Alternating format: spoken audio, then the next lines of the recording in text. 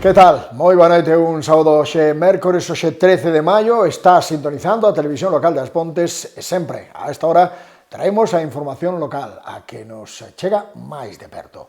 Imos desenvolvela falando, primeiro que nada, dunhas obras agardadas xa principiadas e que ademais van a bo ritmo, porque o tempo está acompañando para que se leve a cabo esas obras que se desenvolven concretamente na Casilla.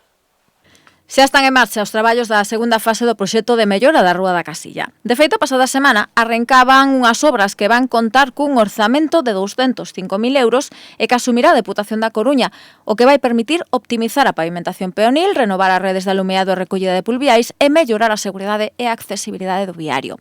Esta segunda fase afectará un total de 220 metros, entre o tramo que vai dende o cruce coa Rúa do Alto Pondal, na marxe dereita, e dende a estación de servizo, na marxe esquerda, ata a confluencia coa Avenida das Vigas. E será a empresa vilalbesa Cholo SL a encargada da súa execución nun prazo máximo de 4 meses. Con respecto ao proxecto, xa se están a demoler as beirarrúas existentes, instalarás unha nova rede de recollida de pluviais e sustituirase o alumeado público por unha instalación soterrada con faróis LED de alta eficiencia, garantindo unha iluminación óptima tanto da calzada como das beirarrúas.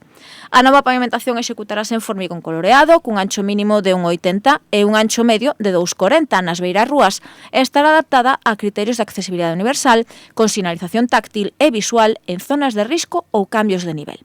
Como complemento, vais instalar novo mobiliario urbano na zona da estación de servizo, con 2 marquesiñas, un banco e unha papeleira, e proceder á actualización da sinalización vertical e horizontal conforme a normativa de seguridade viaria.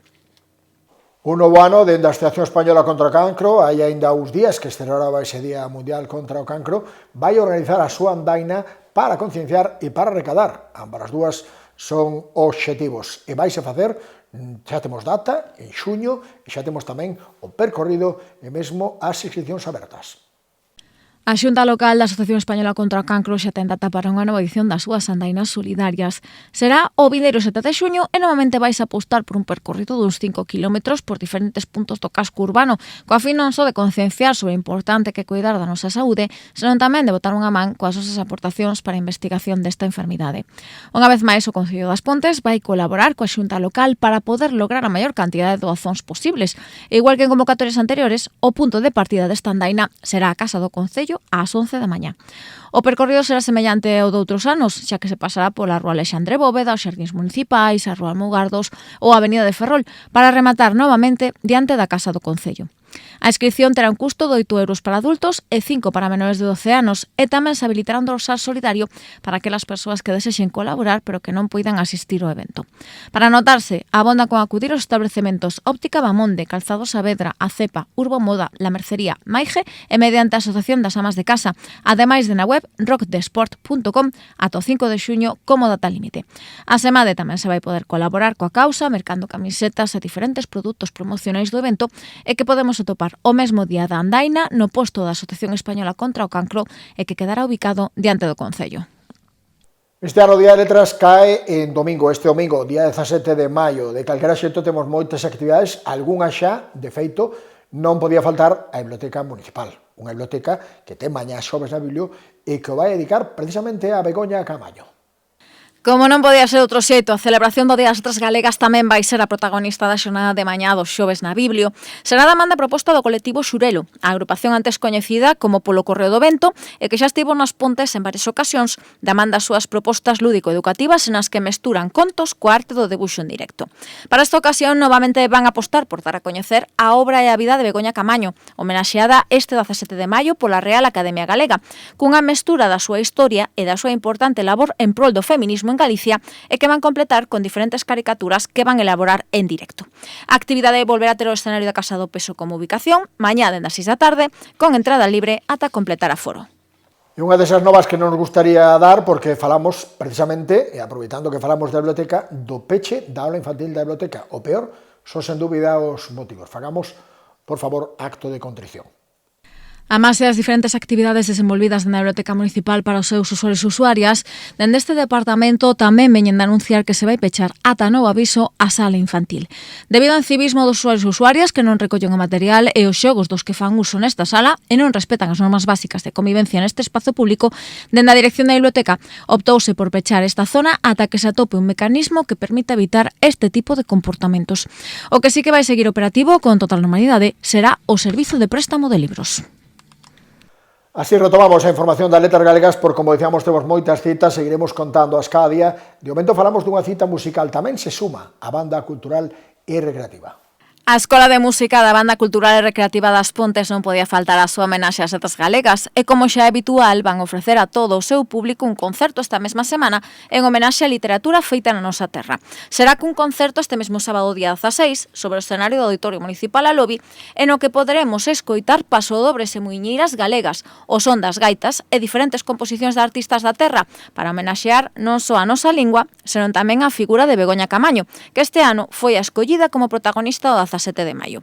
De feito, o recital contará con 3 protagonistas: a propia banda municipal, dirixida por Daniel Novopena, a banda xuvenil baixo a batuta de Tamara Soto e tamén os diferentes conxuntos musicais da Escola de Música das disciplinas de vento metal, percusión ou vento madeira, e que van sorprender a todo o público non só con temas clásicos, senón tamén con propostas tan novidosas como o avión do grupo de The Rapants. O concerto arrincará ás 6 da tarde, como dicíamos, no Auditorio Municipal Alobi, con entrada gratuita ata completar aforo. Este xa non é que se sume o que non, é que son pioneiros, dende sempre unha referencia absoluta das letras galegas en As Pontes e o Liceo Recreativo Artístico. Non vai ser menos este ano. Conta con música, conta cunha poñencia tamén cultural e conta, como sempre, co Festival do Día das Letras no Día das Letras, este domingo no Liceo. O Liceo Recreativo Artístico está cos últimos detalles dunha nova celebración do Día das Letras Galegas. Como xa é habitual, cada 17 de maio esta entidade quere render homenaxe ao idioma e a esa data damando unha xornada na que a música e a nosa riqueza histórica patrimonial volverán ser as grandes protagonistas.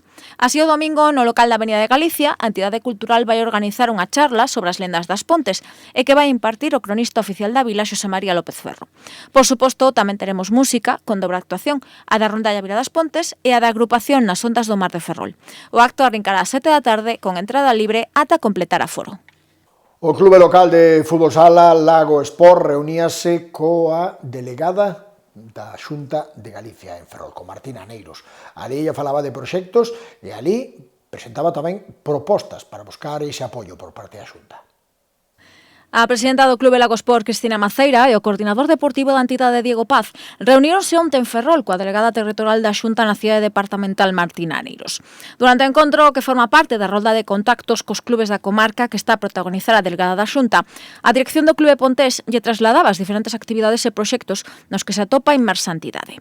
Pola súa parte, Martina Neiros tomou boa nota das necesidades e demandas do clube relacionadas coa administración autonómica, coa fin de continuar avanzando e colaborando co Clube Pontés.